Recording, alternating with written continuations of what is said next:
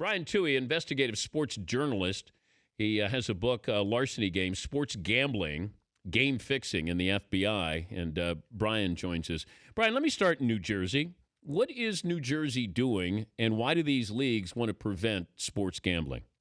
Well, New Jersey is trying to obviously legalize sports gambling, and they tried one avenue, and they used the courts, and they almost got into the Supreme Court to look into basically what's preventing them from legalizing it, and that's a law known as PASPA, the Professional and Amateur Sports Protection Act, which was passed about 20 years ago. And that basically gave Nevada, to put it lightly, a monopoly on sports gambling, legalized sports gambling in the United States.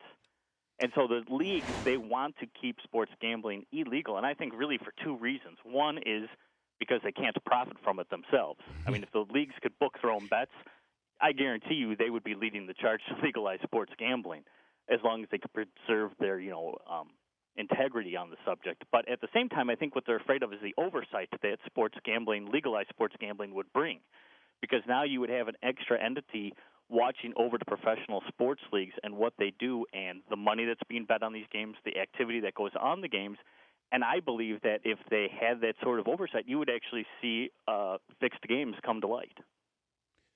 So by what you have in New Jersey, you think the likelihood of – because Vegas monitors this better than anybody because that's their business. But so just because you would have a couple of different sports books where you could go in and bet legally, that you would see a better chance for fixing of games? Well, you got to remember, Las Vegas, what they monitor is literally 1% of all the sports gambling done in the United States. And last year, Nevada really took in $3 billion on sports betting. Wow. So that means nationwide, we're talking anywhere from $100 to $300 billion being wagered illegally in the United States on sports. And most of that money is controlled by organized crime. And there's no oversight on that. Now, if you legalized it like it's legalized in Europe and England, we see all these soccer matches, tennis matches, cricket matches, rugby matches that have been fixed over there, and partially that is known because of the legalized sports betting. They follow the betting, they see strange line movements, they see unnatural money showing up on these games, and they red flag it, they investigate that, and that's led to convictions on sports fixing. Now, here in the United States, again, because it's all in the mob's control, nobody's watching it. Nobody really knows what's going on. I think if you brought it, to the surface, put a light on it, and really examined it, I think you would see instances of game fixing that are probably going on now but are being unrecognized. In the United States? In the United States. I mean, college alone, you look at the NCAA.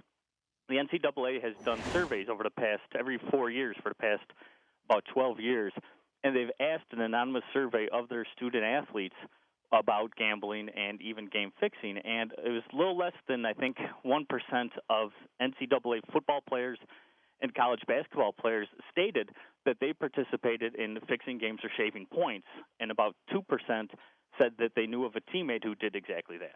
So, I mean, there's numerous games in the NCAA that are probably being fixed right now that's never come to light. What about professional sports? Which one would be the easiest to fix? Well, I think they all have their ability to be fixed. I think the easier ones would be basketball or football because you could shave points and you could get an athlete who may be compromised via a bribe, via their own addiction, be it to gambling themselves or to drugs, even performance-enhancing drugs, which they're seeing in Europe now. A lot of organized crime guys are providing performance-enhancing drugs to athletes in soccer and tennis and then blackmailing them into doing things that they shouldn't be doing. But I think the point spread makes it very easy for people to fix games because they don't necessarily have to lose the game. They just don't have to cover the point spread, and that's two different things. Wait, let me go back to what you just said. So let's say somebody wants to get steroids or HGH. Somebody gets that for them, and then they say, I'll blow the whistle on you unless you throw a tennis match or a soccer match? Yes, we have seen that already in Europe and elsewhere in the world where that is going on. And in fact, there's 50 nations in the world that right now have active investigations into match fixing in some sport in those countries. He's Brian Tuohy, reporter, investigative journalist, joining us, Dan Patrick Show. The book is Larceny Games, Sports Gambling, Game Fixing, and the FBI. What's the worst? Have we had a story that's been there, but it hasn't gone to the surface yet as far as fixing of a big game? anything that the FBI unearthed or leagues tried to keep quiet? Well, what I did is I obtained, through the Freedom of Information Act, every file the FBI had related to what they call sports bribery, which is the legal term for fixing a game. And there was over 400 files that I obtained that went from 1965 into the 1980s, when basically the FBI stopped investigating this, believe it or not. And during that time, I mean, I found numerous files that related directly to Hall of Fame athletes betting on games. I mean, guys like Wilt Chamberlain, guys like Len Dawson, guys like George Blanda. There was even evidence of Muhammad Ali fixing boxing matches. I mean, the FBI had some very good evidence. The problem they had was getting, obviously, arrests and convictions in these cases, because without a wiretap, without somebody confessing to this sort of crime, they couldn't base it on game film and say, that guy obviously fixed a game, because let's face it, players have bad games all the time. So you can't say that even though they had information ahead of time, that from a gambler, from a bookie, that, hey, this player is working with this gambler, they're going to fix this game, and that came to be true, that didn't necessarily mean they were, in fact, fixing games. But there was that evidence in that whole line for literally 20 years that the FBI followed, that numerous athletes were probably involved in something shady. Okay, so they were investigating Muhammad Ali for throwing a fight that he lost, I'm going to guess, right? Well, they had information, for example, between when he fought Leon Spinks, that one member of Leon Spinks' camp came to the FBI and said Leon Spinks is going to lose to Muhammad Ali, and this is exactly how it's going to happen. And he was dead on accurate, except the FBI then went back to this informant, and the informant stopped talking to him, and then the FBI dropped the case. But that's how Muhammad Ali won the heavyweight title for the third time. So it wasn't Ali who was throwing it. It was Leon Spinks. True, in this case it was. But they had other evidence in other fights that, and let's face it, the fight game itself is exactly. really corrupt. It's really bad. Yeah, it's almost show me the fight that wasn't corrupt somehow fixed, right? What is next in New Jersey? That if the leagues say, hey, we're not going to let you have these gambling books there, how do they fight that?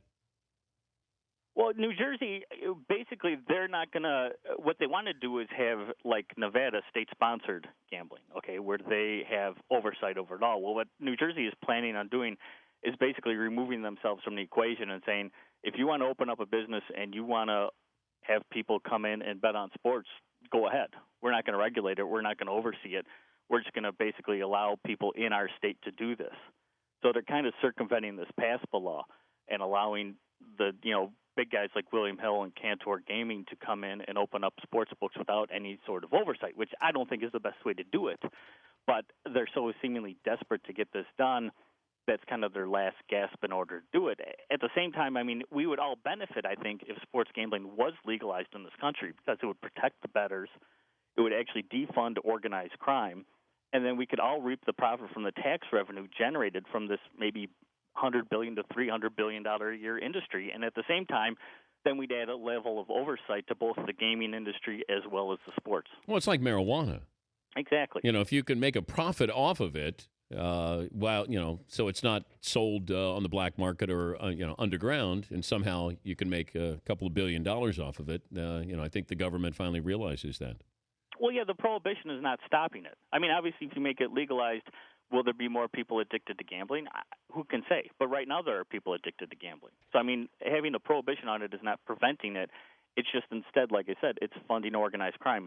They're making money off of booking bets. Then they're making money off the loan sharking activity that often follows this.